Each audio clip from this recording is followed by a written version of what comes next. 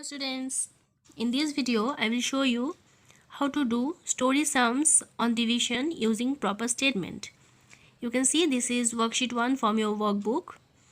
In this page we have 3 story sums which I have done in a copy, and I will explain you how to construct the statement for these story sums.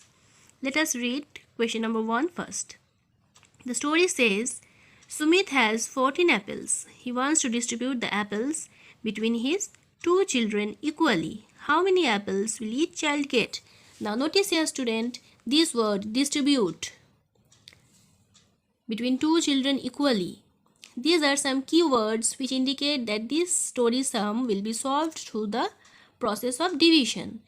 Now this is a chapter of division, so you know that all the story sums from this chapter will be solved by division process. But in your exam you will get a combination of addition, subtraction and multiplication and division. So you will have to understand the story what it wants. You have to observe the keywords. Here it is distribute, and you have to find out how many apples will each child get. So what is given in the story is number of apples. The first number is 14. What is this 14? This is number of apples.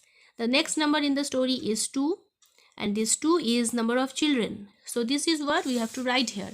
Here in a copy I have written classwork, today's date, WB, because this is from workbook, page 62, chapter 12. Now the first thing that is given is number of apples 14, number of children 2. Children is the plural of child. When we write each child means singular, we write child, and since it is 2, so it is written children. Number of children 2. Number of apples each child will get. This is the line that is given in this question part. How many apples will each child get? What we have to find out is number of apples that each child will get.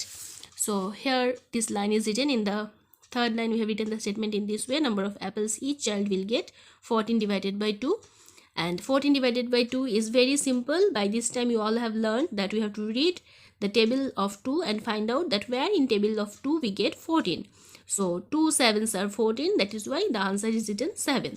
And then the final answer, each child will get 2 apples. Number 2. Shreya has to pack 12 pebbles in 4 bags equally. How many pebbles will she pack in each bag? So here number of pebbles given 12. And the second number 4 is number of bags.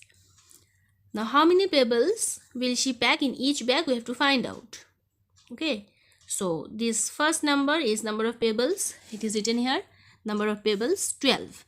The second number is 4. What is this? Number of bags. So it is written here number of bags 4.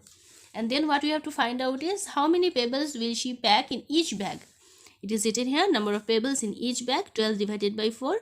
In the same way the division is done. In the table of 4, 12 comes when 4 is multiplied with 3. 4 3s are 12. So the answer we will get if we divide 12 by 4 is 3. And then the final answer is written, there will be 3 pebbles in each bag. Coming to question number 3, David has 36 oranges. He wants to put them in 4 baskets equally. How many oranges will he put in each basket? Number 3 is just same as number 2. Here number of oranges given 36 and number of basket is given 4. We have to find out that how many oranges will he put in each basket. So it is done in this way.